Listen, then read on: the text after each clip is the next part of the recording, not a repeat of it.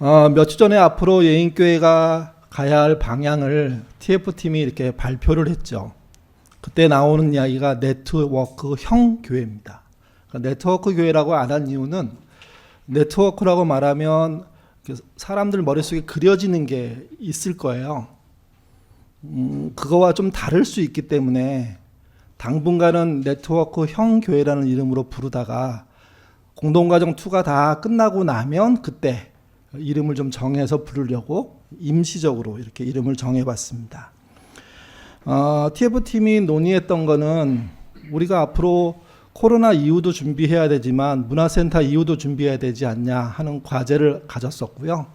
그래서 네트워크형 교회라는 조금은 알고 있지만 잘 모르는 교회 형태를 저희가 한번 해보자 이렇게 이야기한 거죠. 이것을 위해서 공동과정 2라는 걸 합니다.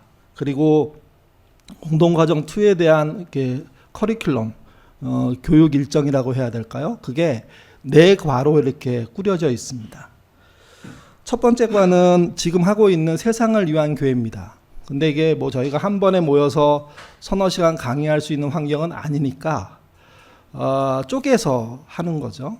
그래서 세상을 위한 교회는 설교 6번 그리고 대화할 수 있는 강의 4번 이렇게 진행이 될 예정입니다. 이때 하고 싶은 것은 네트워크형 교회가 어떤 모양의 교회인지를 소개하고 싶은 겁니다. 2과는 잊혀진 교회의 길이라고 앨런 허시라는 사람이 쓴 책의 제목인데요. 그 책을 이렇게 교재로 해서 4번의 설교를 제가 하고 4번의 대화 인도, 아둘람 모임 때 대화 인도를 김종일 목사님이 영상을 만들어서 이렇게 여러분들에게 제공할 예정입니다. 이때 하고 싶은 것은 교회라는 것이 이렇게 살아갈 때 교회가 이렇게 망하기도 하잖아요. 사라지기도 합니다. 근데 반대로 일어서기도 하거든요. 그 일어설 때 나타났던 아주 중요한 특징들, 그게 뭐였는지를 한번 찾아보는 거죠. 그래서 우리 교회는 뭘 잊어버리고 있는지, 뭘 놓치고 있는지, 뭘 안 하고 있는지 뭐 그 얘기를 좀 해보고 싶은 겁니다. 그리고 3과는 본질적 교회의 여정이라는 제목으로 저희 교회와 같은 교회를 모델로 이렇게 저희 교회 이후에 교회를 시작한 분들이 꽤 많아요. 뭐 숫자를 헤아릴 수 없을 정도로 많은데 그렇다고 해서 뭐 한국 교회를 덮을 정도로 많은 건 아니거든요. 그러니까 수백 개 교회가 그런 교회를 시작했는데 그 중에 세상의 벗 교회라는 이문우 목사가 심우하는 교회가 있습니다. 근데 이 교회의 가장 큰 특징은 자비량이에요. 목회자가 작은 교회에서 일하기 위해서는 자비량을 해야 된다는 생각으로 뛰어든 분인데 이분이 우리가 생각하는 모델을 가지고 시작하면서 여러 가지 일들을 겪습니다. 그러면서 건강한 작은 교회에서 굉장히 중요한 포인트가 뭘까? 현장에 뛰어든 목회자 입장에서는 본질로 돌아가는 거라는 거예요. 그렇지 않고 교회 성장이라든지 교회가 꿈꾸는 어떤 비전에 매몰되면 결국은 똑같이 다른 교회처럼 우리가 욕하는 교회처럼 될 가능성이 있다는 거죠. 그래서 이문우 목사님이 만든 아둘람 대화 영상 2가지를 가지고 또 아둘람에서 진행을 하겠습니다. 그리고 마지막 4과가 네트워크형 교회의 사례를 찾아서 탐방 인터뷰하는 방식으로 4번 정도, 4번 이상이 될 것 같은데요. 지금 전국적으로 하고 있는 많은 자료들을 이렇게 보내달라고 해서 저희가 지금 하나하나 이렇게 살펴보고 있습니다. 그 중에 적합하다고 생각하는 교회 또는 사역들을 찾아가서 그분들과 그곳을 탐방하고 그다음 그 인터뷰에서 그걸 영상으로 만들어서 한 30분 정도짜리 영상을 저희가 여러 개 만들 건데 그렇게 함으로 우리가 하는 네트워크 교회가 어떤 방향으로 가야지는 보여드리고 싶은 겁니다. 결국 1과는 이론적인 면이고요.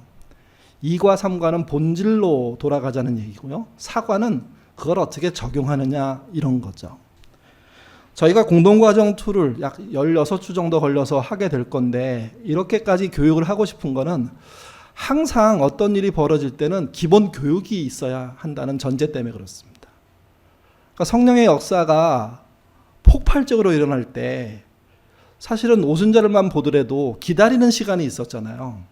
그리고 그 앞에는 더 엄청난 십자가의 사건도 있었습니다. 그러니까 십자가 사건을 받아들인 사람들이 방황하면서 흔들리면서 오순절이 되기까지 기다리는 그 기간 동안 기도하고 있었거든요. 그게 그들에게 탄탄한 어떤 기반이 되었고 그 기반이 오순절 이후에 폭발적으로 드러나거든요. 똑같이 교회도 모든 교회가 똑같다고 저는 생각하는데 기본적인 내용들이 교인들에게 공유되고 난 다음에 토론이 활발해져야 됩니다. 그리고 난 다음에 움직일 수 있는 힘이 생기는 거죠. 그래서 공동가정 2는 그런 내용을 해보자는 겁니다. 2주 전에 세상을 위한 교회 첫 번째 설교를 했습니다. 그 첫 번째 설교의 내용을 기억하지 못하실 수도 있는데요. 내용은 이런 거였죠. 신자든 사람이든 내면과 외면이 있다. 근데 사람의 문제는 뭐냐면 내면만 쓰든지 외면만 쓰든지 하는 거다. 신앙도 똑같다. 내면의 신앙을 추구하는 사람이 있는가 하면 외면의 신앙만을 추구하는 사람도 있거든요. 근데 신앙이 진짜라면 내면과 외면이 함께 가야 한다는 거죠. 이때 어디로 가느냐가 굉장히 중요합니다. 우리의 신앙 내면과 우리의 신앙 외면이 가야 할 길은 모든 사람에게 하나님의 복을 나누어 주는 곳입니다. 그런 일로 가야 되는 겁니다. 이럴 때 교회를 흔드는 신자를 흔드는 가장 큰 적이 뭔지 아십니까? 경제적인 이득입니다.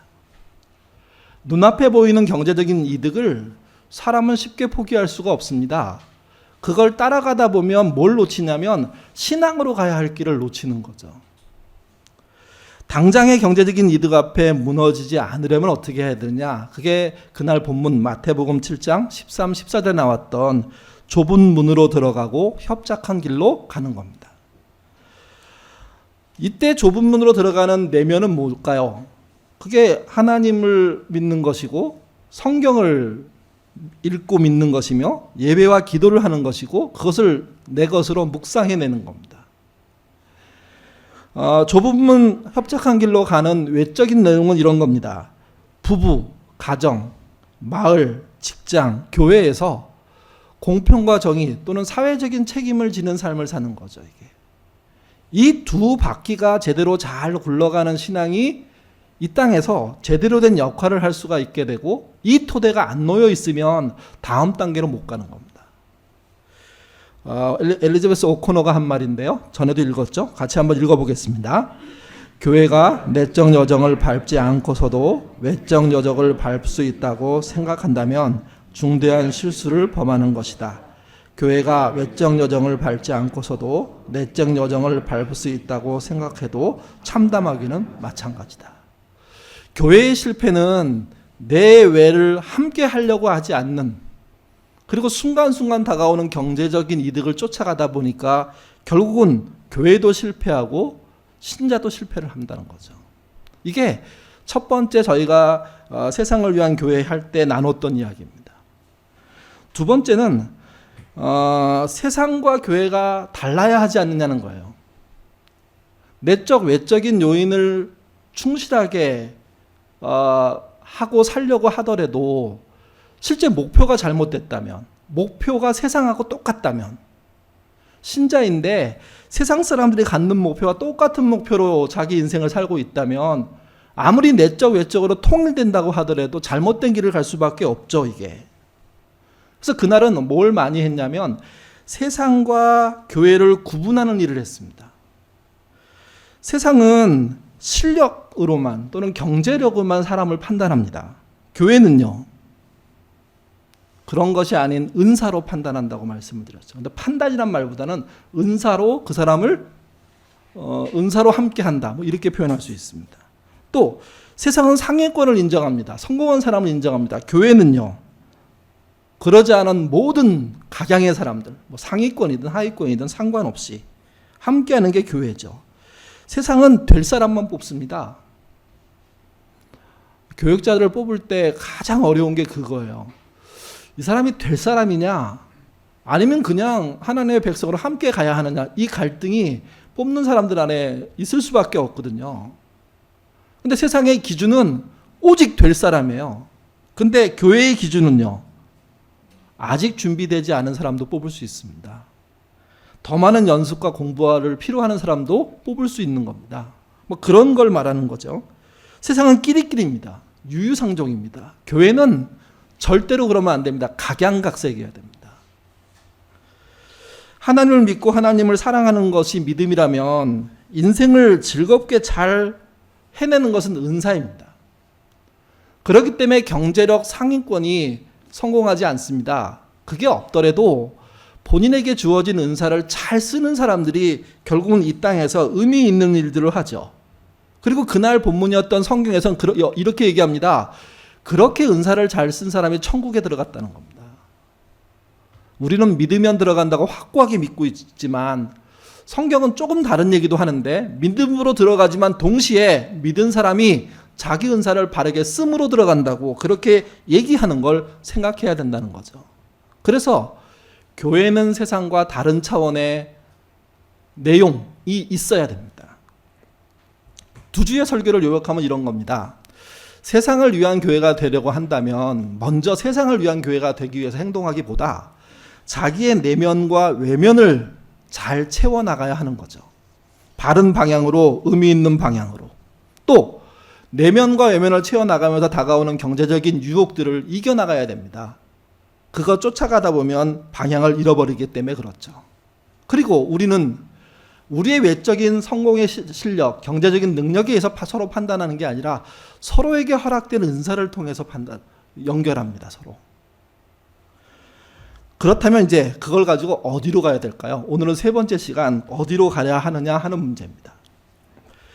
예수님이 공생애를 시작하시고 하신 일들이 있습니다. 그 중에 반복되는 일들이 있습니다.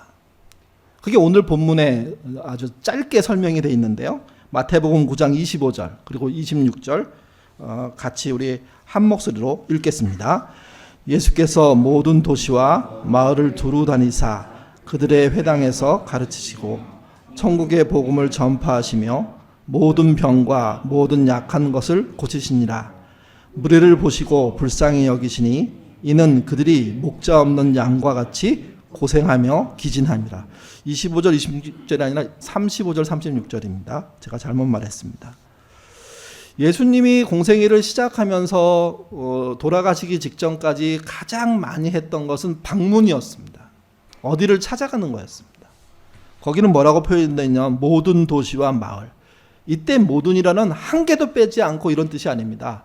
할 수 있는 한 최선을 다해서 그렇게 한 거죠. 도시에 가고 마을에 간 겁니다. 그리고 또 한 가지 한 일이 있는데 회당을 찾아가서 회당에 모임이 있을 때 찾아가는 겁니다. 아무 때나 찾아가는 게 아니라 사람들이 모여 있을 때 결국 안식일이죠.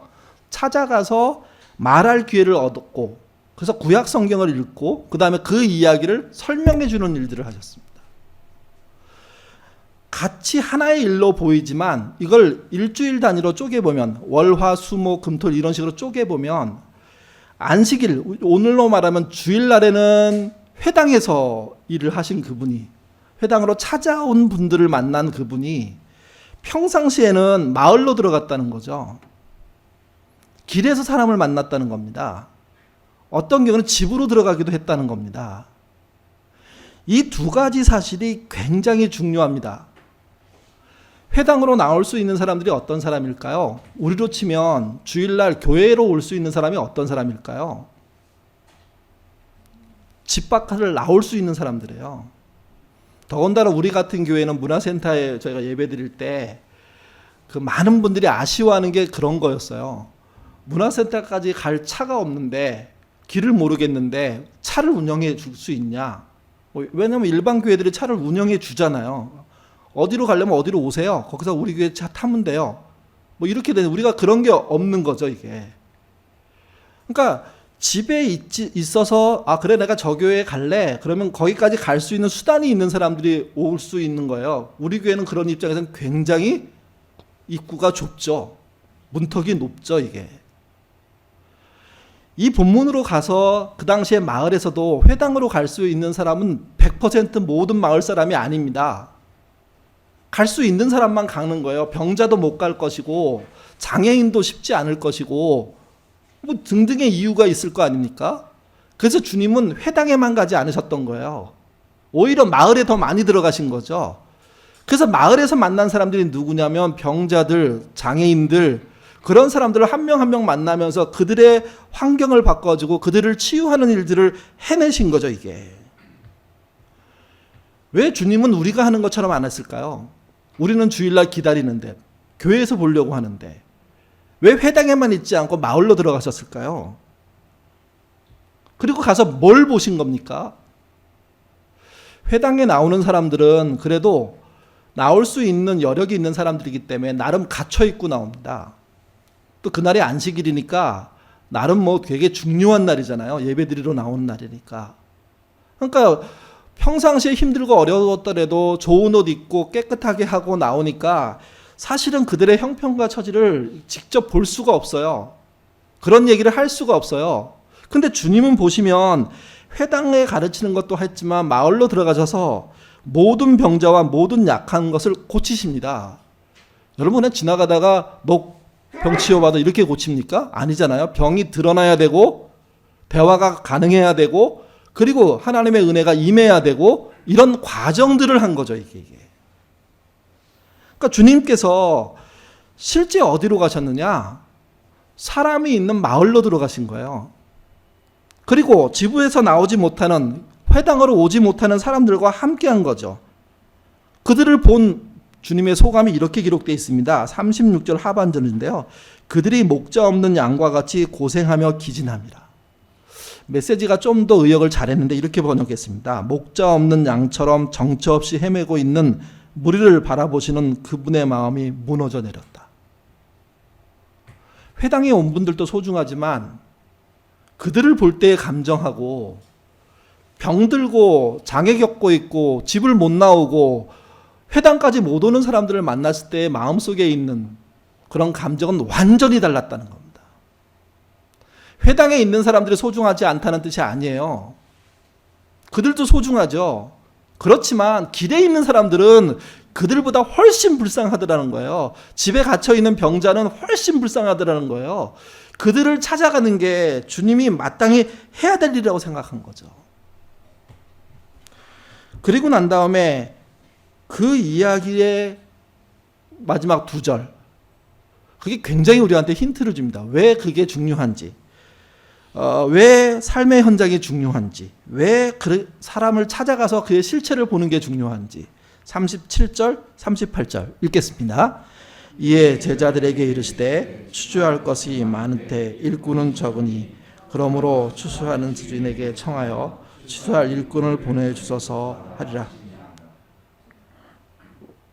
갑자기 추수 얘기가 등장했습니다. 추수는 일종의 비유죠.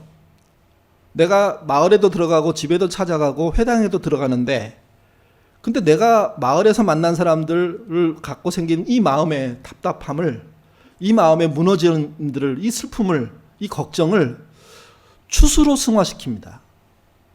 저 사람들을 걷어들일 수 있다고 생각한 겁니다. 기본적으로 제자를 사람을 낚는 어부라고 하잖아요. 주님이 사람을 낚는 분임을 보여주는 겁니다. 낚아서 교회를 키우는 분이 아니라 그 병으로부터 낚아내는, 건져내는, 그걸 추수라고 표현한 겁니다. 추수. 여러분, 이 추수의 의미는 영적으로만 생각하시면 안 됩니다. 대부분의 이단들은 이 단어를 영적으로 해석해가지고 뭘 막 만들 것처럼 얘기하는데 그게 아니라 현실 속에서 회당으로 나오지 못하는 답답한 현실을 갖고 있는 사람들을 보고 마음 아파하는 주님은 그들이 함께 할 수 있도록 끌어낼 힘이 있었다는 거죠. 그분은 하나님이시니까 병을 치료하는 것으로, 장애를 해결해 주시는 것으로, 먹는 것을 주심으로, 그리고 놀라운 기적을 보여줌으로 했습니다. 근데 여러분, 우리는 그렇게 할 수는 없습니다. 왜? 그분만큼 능력이 있는 게 아니기 때문에. 그분을 의지하고 뭘 해야 되냐면 추수하는 일에 참여하게 되는 거죠. 여기서 중요한 게 한 가지 있습니다. 추수의 현장을 못 보면 추수를 할 수가 없습니다. 추수의 현장을 보려면 추수할 수 있는 곳으로 가야 됩니다. 회당에서 똑같은 외침을 한다 그래서 이루어지는 게 아니라 실제 병자가 있는 곳에, 장애 있는 곳에, 사회에 문제가 있는 곳에, 정말 버려지는 아이들이 있는 곳에, 그곳에 사람들이 가서 그걸 봐야 마음이 동하고, 2번째, 주님은 능력과 권능으로 뭘 하시겠지만 우리는 그분을 의지하고 우리가 할 수 있는 일을 하는 거죠. 근데 그 안에 그분이 일으키시는 기적이 일어나는 겁니다. 추수를 다른 말로 하면 찾아가는 걸 말하는 겁니다. 찾아가는 신자, 찾아가는 교회가 안 되면 추수할 방법이 없습니다. 지금 이야기를 전도에 쓰죠. 저는 우리 교회 자체가 사람을 데려오라는 전도를 하는 교회가 아니기 때문에 이게 별 의미가 없다고 생각하는 분들이 있는데 아니요. 실제 우리 교회도 그런 자리를 찾아가면서 사람을 만나고 찾아가면서 길을 찾았고 찾아가서 만난 결과가 지금입니다. 네트워크 교회 얘기할 때 가장 큰 어떤 설명은요, 모교회가 중앙에 있는 겁니다. 그리고 그 모교회에 저희가 올해 하려다가 못한 목적 아둘람이라는 게 있는 거죠. 여러분 그 그림에 보시면 이제 나오나요? 예, 이건 부천 인천 지도고요. 다음 보여주세요. 예, 모교회가 있잖아요. 그리고 이제 목적 아둘람이라는 게 있습니다. 이 5개를 그려놓은 건 5개를 만들겠다는 뜻이 아닙니다. 그냥 모양을 만들다 보니까 5개가 된 거고요. 목적 아둘람이라는 게 아둘람 식구들이 목적을 가지고 모여요. 우리 뭔가 한번 실제 찾아가는 것을 찾아보자 하고 모이는 거죠. 그 모교회의 그 중심에 모교회가 있고 그 다음에 목적 아둘람을 통해서 지역센터라는 것을 만들고 싶은 겁니다. 그러니까 모교회는 아마 회당에서 예배드리는 것과 같다고 보시면 틀림이 없습니다. 여러분 회당에서 예배드리는 건 잘못된 게 아닙니다. 주일날 모여서 예배드리는 건 잘하고 있는 일입니다. 근데 그것만 한다면 그럼 찾아가는 일은 없는 거죠. 주님이 하신 한쪽이 엄청나게 큰 일. 회당에 오는 일은 안식일 하루였지만 주님이 마을로 간 날은 6일이었거든요. 그러니까 그 큰 비중을 놓치는 거예요. 지역센터는 그렇게 찾아가는 일들을 하는 거예요. 이때 제일 중요한 첫걸음은 이겁니다. 모교회가 튼튼해야 됩니다. 모교회가 잘 운영돼야 됩니다. 모교회에 계신 어르신들, 청년들, 그리고 어린이들이 정말 원래 교회의 모습의 활발함들 속에서 잘 자기의 삶을 영위하고 또 자기의 꿈을 키우고 또 양육되는 일들이 벌어져야죠. 그러니까 모교회가 든든하지 않으면 그 다음 때로 가기는 굉장히 어렵습니다. 모교회가 든든하다는 상태에서 목적 아둘람들이 모이기 시작하는 거죠. 그리고 그들이 잘 결성되고 마음이 맞고 할 일이 찾기 시작했을 때 어디를 가게 되냐면 지역센터라는 걸 세울 수 있게 된다는 겁니다. 지역센터는 그야말로 찾아 들어가는 거예요. 현장을 보는 거예요. 근데 우리가 주님처럼 할 수 없으니까 모든 영역에서 할 수 없으니까 할 수 있는 영역을 찾아 지역 안으로 들어가는 거죠. 이게. 그러니까 세상을 위한 교회가 되려면 이 그림 정도를 그려놓고 그 다음에 이것을 하나하나 내용을 채워야 됩니다. 공동가정 2는 완성된 내용을 이렇게 하세요라고 말씀드리는 게 아니라요. 실제 내용을 함께 채워보자는 거예요. 이게 큰 그림은 TF에서 그렸으니까 목회자들이 그렸으니까 이제는 교우들이 한번 찾아가 보자는 거죠. 이게 예를 말씀드리겠습니다. 저희 교회 모토가 뭔지 아십니까? 비전은 하나님으로부터, 운영은 민주적으로, 소유는 최소한, 나눔은 최대한이잖아요. 이 모토는 크게 2개로 딱 나눠져 있습니다. 앞에 부분은 말씀을 따라 민주적인 교회를 하자는 거예요. 건강한 성도 중심의 교회를 하자는 거예요. 그리고 뒷부분은요. 소유는 최소한, 나눔은 최대한이잖아요. 그러니까 교회의 소유를, 목회자의 소유를, 신자의 소유를 자기만을 위해서 쓰지 않고 세상을 위해서 쓸 수 있는 교회가 되는 거죠. 나눔하자는 것이고 구제하자는 것이고 긍휼하자는 겁니다. 근데 더 큰 그림은요. 찾아가자는 겁니다. 내가 못 가면 돈이라도 가야 됩니다. 근데 사실은 돈과 함께 내가 가야 되는 거죠. 저희 교회가 처음 시작되고 난 다음에 이거 찾아갈 곳을 찾기 위해서 어떤 일을 고민했냐면요. 어떤 단체와 연관지어서 일을 해볼까를 찾았습니다. 그래서 찾은 게 부천 장애인 복지관이었습니다. 천주교회가 운영하는 곳이에요. 갔는데 교회에서 왔다고 하니까요. 분위기가 썰렁했어요. 처음에는 뭐 이렇게 뭐 이렇게 들어주는 것 같았는데 안 들어줘요. 얘기를 깊게 안 하려 그래요.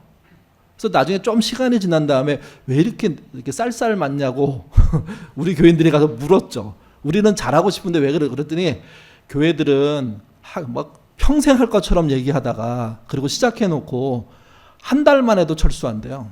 마음에 안 들면. 그런 교회를 너무 많이 봤기 때문에 예인교회가 끝까지 할 수 있는, 우리와 함께 할 수 있는, 우리와 대화할 수 있는 파트너가 될 수 있을까를 생각했을 때 뭐 그렇게 관심이 안 생기는 거죠. 고맙긴 한데 해주는 건 나쁘진 않은데 그런데 뭐 별 기대를 안 하는 거예요. 점심 때 식당에 가서 그 식당 아줌마를 만나는데 그분은 더 하세요. 뭐 아주 그냥 막 싸납게 대하고 교회 사람 별거 아니라고 막 소리 질러서 얘기하시고 근데 저희 교회가 교인들이 가서 싸우지 않고 묵묵히 참으면서 10년 넘게 그 일을 했어요. 정확하게 언제부터인지 모르겠는데 어느 정도 지나가니까 거기 있는 직원들과 식당 아줌마의 태도가 확 바뀌었어요. 예인교회 사람들은 다른 교회와 달랐다는 거예요. 이분들은 같이 갈 마음이 있는 분이라는 거예요. 여러분 우리가 그 일을 언제까지 하신지 아십니까? 거기서 그만해 주세요 할 때까지 했습니다. 그만해 주세요. 이제는 저희가 할 게 안 됩니다. 그러니까 예인교회도 스톱해도 괜찮습니다. 근데 저희가 스톱한 게 아니에요. 그 일만 관뒀지 사실은 지금까지도 연결돼서 일을 하고 있거든요. 거기서 많은 소식과 또 우리가 도움도 주고 있거든요. 그러니까 저희가 찾아갈 때 당장 장애인을 찾아갈 수 없고 병자를 찾아갈 수 없으니까 그런 일을 하는 사람들과 함께 그곳에 가서 실제 그 당사자들을 만나기 시작한 거죠. 여러분 그 만남이 사실은 우리를 서서히 바꿔요. 우리의 생각을 서서히 바꿔요. 가치관을 서서히 바꿔요. 아무것도 아닌 한두 시간의 봉사인데 짬내면 할 수 있다고 생각하는 건데 그게 반복되면서 우리 안에 뚜렷한 좌표들이 생기기 시작해요. 뭘 긍휼히 봐야 되는 건지, 뭘 보고 마음이 무너져야 되는 건지, 뭐가 우리의 미래인지. 여러분 부천 장애인 복지관은 그래서 우리한테 굉장히 좋은 찾아갈 수 있는 힌트를 주는 곳이에요. 그것만 있는 게 아니죠. 해리먼도 그렇죠. 100% 모두 간 게 아니지만 상당수의 교인이요 한꺼번에 같이 가서 교육받았습니다. 거기 있는 강사를 교회로 불러서 또 특강도 듣고요. 그리고 가서 거기 있는 거기서 사는 그 장애인들이 있거든요. 그 방방에 들어가 가지고 그들이 원하는 봉사 같이 하고 세상에서 한 번도 경험하지 못한 여러 가지 일들을 경험하고 거기 식당에서 또 일해주고 그러면서 우리가 정말 찾아가야 될 곳이 어디 있는지를 조금씩 알기 시작한 거예요. 그리고 저희가 본격적으로 찾아 나간 게 뭡니까? 그게 지명방어입니다. 지명방어가 처음에 그냥 생활환경에서 고생하시는 분 많으세요. 왜냐하면 그런 재주도 없고 그런 거에 대해서 많이 생각 안 하고 좀 힘든데 근데 교회가 하라고 하니까 묵묵히 가서 자리를 지키고 심부름하시고 기술자가 없으면 안 되는 일들 해보기도 하고 하면서 지명방어를 저희가 100집 넘게 했거든요. 이미 우리는 찾아가야 한다는 것을 알았고 이미 그것을 오랫동안 했어요. 근데 1, 2년 전, 2, 3년 전부터 이게 우리한테 더 이상 발전하지 않고 답보 상태에 있는 거예요. 교인이 300명이 넘는데 참여하는 사람은 100명 정도밖에 안 되는 거예요. 200명이 참여하면서도 미안함이 없는 거예요. 많은 사람이 참여하지 않으니까 괜찮아 이런 식으로 돼버린 거예요. 그리고 코로나가 터진 거죠. 지금 상황으로는요 아예 못하고 있잖아요. 아무것도. 여러분 이대로 가면 우리는 찾아가는 교회가 못 되고요 모이는 교회 될 겁니다. 모이는 교회의 특징이 뭔지 아십니까? 유기를 포기하는 겁니다. 유기를. 주님이 회당에서만 일하신 게 아니라 마을에서 일하셨던 그 영역 자체를 잊어버리는 거예요. 그러니 어떤 마음이 안 생길까요? 세상을 보고 긍휼히 여기는 마음이 안 생겨요. 세상에 무너지는 현실을 놓고도 돈 정도 보내면 우리는 잘한 거야 이런 걸로 끝나요. 결국은 우리 교회도 다른 교회처럼 찾아가지 않는 교회가 되는 거죠. 그래서 다시 시작해야 됩니다. 오래전부터 모험해야 된다 막 얘기하지만 그래서 목조가들람 출발시키고서 하려고 했지만 뭐 코로나 때문에 완전히 꽉 막혔잖아요. 앞으로도 힘들 거예요. 코로나 때문에. 다음 주가 어떨지 모를 거예요. 근데 잊지 않으셔야 됩니다. 그렇더라도 이 준비를 해나가야 됩니다. 우리 교회 안에 있는 식구들의 핵심적인 사람들은 이것에 대한 고민들을 하시고 더 좋은 것들을 찾아내야 됩니다. 그래서 우리가 누구랑 함께 해야 되냐면 마을에 있는 회당에 못 나오는 사람들과 함께 해야 됩니다. 그 현장을 봐야 합니다. 그리고 이제는 지명박을한 방식만이 아니라 다양한 방식으로 할 수 있는 길들을 찾아야 하는 거죠, 이게. 지역센터를 하겠다 하니까 사실은 되게 부담돼요. 그냥 우리 교회로 모인 상태에서 좋은 일 하면 되지. 지금처럼 뭐 지명방어하고 하면 되지. 근데 여러분, 똑같은 일을 수십 년 하는 것도 굉장히 좋은 일이지만 그게 더 발전돼서 좀 더 전문적으로 가는 것도 좋은 일입니다. 몇백 개를 만들 수 없지만 한두 개, 두서너 개를 만들 수 있다면 그렇게 해서 같이 교회가 실제 우리 교회가 찾아간 현장이 어디야 얘기할 때 장애인 복지관이 아니라 어느 지역의 마을인 거죠. 그곳에 그러진 독거노인들이고 그곳에 홀로 살고 있는 1인 가족이고 그곳에 버림받아 있는 아이들이고 그들에게 밥을 먹이고 이렇게 할 수 있다면 얼마나 좋겠습니까? 근데 쉬운 일이 아니라는 겁니다. 그래서 당장 해서 바로 출발할 수 없습니다. 또 100% 우리 교회 모두가 나가서 하기도 쉬운 일이 아닙니다. 우리 교인들은 지명방어까지 하고요. 지역센터가 그 일들을 향해 가는 거죠. 이게. 더 발전할 수 있도록 우리가 협력하는 거죠. 이게. 우리가 찾아가는 교회가 되지 않는다면, 찾아가는 신자가 안 된다면 우리의 미래는 뭘까요? 종교 소비자가 될 겁니다. 목사가 설교로 제주 피우고 헌금으로 좀 좋은 일을 하고 여러분 조금씩 그리에 참여하면서도 더 이상의 사회적인 책임 안 짓고 공평과 정의에서 생각 안 해도 되는, 그냥 출석만 하면 모든 게 인정되는 교회 될 수 있는 거죠. 근데 그렇게 하고 싶지 않은 겁니다. 우리의 아이들을 그렇게 키우고 싶지 않은 겁니다. 종교 소비자가 되지 않으려면 찾아가는 신자, 찾아가는 교회가 돼야 됩니다. 찾아가려고 하니까 부담돼요. 자격도 있어야 될 것 같고 기술도 있어야 될 거예요. 근데 여러분, 지명방어를 예를 놓고 봤을 때 거기에 적합한 자격과 기술을 갖고 있는 사람은 소수였어요. 항상. 대부분은 가서 뭐 했을까요? 시키는 일 했죠. 그러다가 자기 재주를 하나 발견했죠. 나는 싱크대에 자신 있어 하면 싱크대만 하는 거죠. 벽지 바르는 거고요. 제가 여러 번 경험했을 때 이런 게 있었습니다. 아둘람 식구들하고 몇 달 같이 이제 지명방어를 갔는데 우리 교인이에요. 근데 그날따라 거기 계신 집 주인한테 잔소리를 어마어마하게 하시는 거예요. 왜 이불도 안 겠냐 우리가 오는데, 예? 왜 설거지를 안 해놨냐. 그러니까 이제 속으로 제가 당황스러운 거고 몇 명이 걱정하는 거야. 이러다 대판 싸우고 이거 못하고 가는 거 아니야? 그러니까 한 분이 또 뒤에 쫓아가시면서 저분이 원래 그런 게 아니라 이렇게 뭐라고 얘기해주고 그게 계속 벌어져요. 반복해서. 이게 저는 한 건을 본 게 아닌데 여러 건을 현장마다 벌어지는 일인데 저도 걱정스러워서 점심 먹을 때 짜장면 저희가 먹잖아요. 먹을 때 그분한테 가서 막 이렇게 사람이 와서 잔소리하고 막 그래서 힘들지 않으시냐고 그랬더니 그분이 뭐라 그런 줄 아십니까? 자기를 혼내는 사람 오래간만에 만나보는데 그게 그렇게 좋대요. 편안하대요. 자기가 사람 같대요. 뭐 여러 가지 얘기를 하셨지만 제가 딱 들은 건 자기를 사람으로 대접하는 느낌이 든대요. 지금. 저 깜짝 놀랐어요. 야, 우리가 가서 도배의 기술이 있고 천장 전기의 기술이 있고 보일러의 기술이 있고 리폼하는 기술이 있어야만 되는 게 아니라 사실은 말로 그들을 붙잡을 수도 있고 밀어낼 수도 있다는 거예요. 근데 상당수의 일은 그 사람에게 어떻게 등장하냐면 뭔가 얘기하는 거예요. 계속해서. 여사님 이거는 어떻게 된 거예요? 왜 이렇게 만들어놨어요? 왜 이걸 여기다 넣어놨어요? 쓰는 거예요? 안 쓰는 거예요? 버려도 될까요? 이러는데 그 사람들은 뭘 느끼냐면 내가 사람으로서 오래간만에 대접받는다는 거예요. 같은 식구가 몇 명 있어도 그런 걸 안 물어보는데 집이 지저분해도 아무도 안 치우는데 나밖에 할 수 없는 상황인데 근데 누군가는 와서 이건 개 놓으시는 게 더 좋아요. 이건 버릴까요? 만약 버리면 저희가 새 거 하나 사드릴게요. 이건 이거였던 거예요. 제가 거기서 본 거는 물론 기술도 은사고 그 다음에 전문성도 은사죠. 근데 놀라운 건 그것만이 은사라는 게 아니에요. 찾아가자 일하는 사람들은 놀라운 능력이 있어서 하는 게 아닙니다. 그들과 함께함으로 뭔가를 만들어냅니다. 그들이 오래간만에 의지할 사람이 생기는 거예요. 속 얘기를 하게 되는 거예요.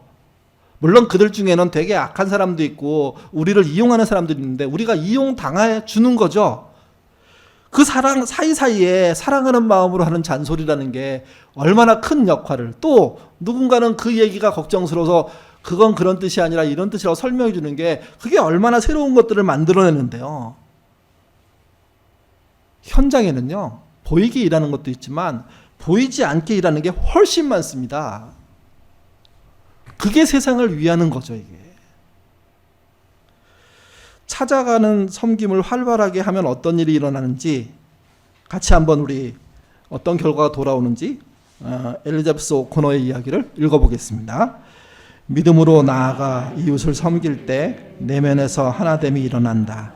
우리의 말은 하나되게 하는 말이 되고 우리의 행동은 하나되게 하는 행동이 된다. 섬김에 뿌리내리지 않은 기독교 공동체는 없으며 관계에 뿌리내지 않는 그리스도인의 섬김은 없다. 이게 놀라운 점이 그걸 하고 나면 우리도 충분히 채워져요. 우리도. 말씀을 읽어서 채워지죠. 기도를 해서 채워집니다. 설교를 듣고 채워집니다. 교인과 교제해서 채워집니다. 근데 여러분, 만나야 될 세상의 사람들을 못 만나서 비어있는 그 공간은 그들을 만나야만 채워집니다. 중요한 건 주님이 그 일을 더 많이 하셨다는 겁니다. 회당의 사람들만을 만나신 게 아니라 회당에 못 오는 사람들을 일주일 내내 만난 거죠, 이게. 그래서 신앙은요, 이론이 아니라 실기입니다. 내면만이 아니라 외면이 움직여야 되고 내면 외면이 함께 움직여서 생각만 한 게 아니라 실기의 현장으로 들어가야 되는 겁니다, 이게. 지금 예인교회에게 필요한 게 뭘까요? 이론일까요? 맞습니다. 성경의 지식들, 하나님을 아는 지식들이 너무 필요합니다. 동시에 뭐가 필요할까요? 현장에 대한 실기가 필요합니다, 지금. 코로나 때문에 이거 하기 쉽지 않습니다. 그러면 우리가 생각해야죠. 그걸 하게 되는 날 할 수 있도록 준비하는 걸 못하면 세상을 위한 교회라는 것은 다 헛꿈입니다.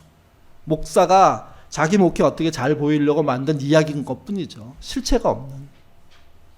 그러면 그 교회 다니는 사람들은 종교 소비자로 평생 살다가 의미 없게 그렇게 많은 시간을 신앙생활하고 교회생활했는데 정말 너로 인해서 이 땅에 실추하는 인생들이, 무너져가는 인생들이 어떻게 도움을 받았냐고 물어보신다면 답이 없는 사람이 되는 거죠. 이게.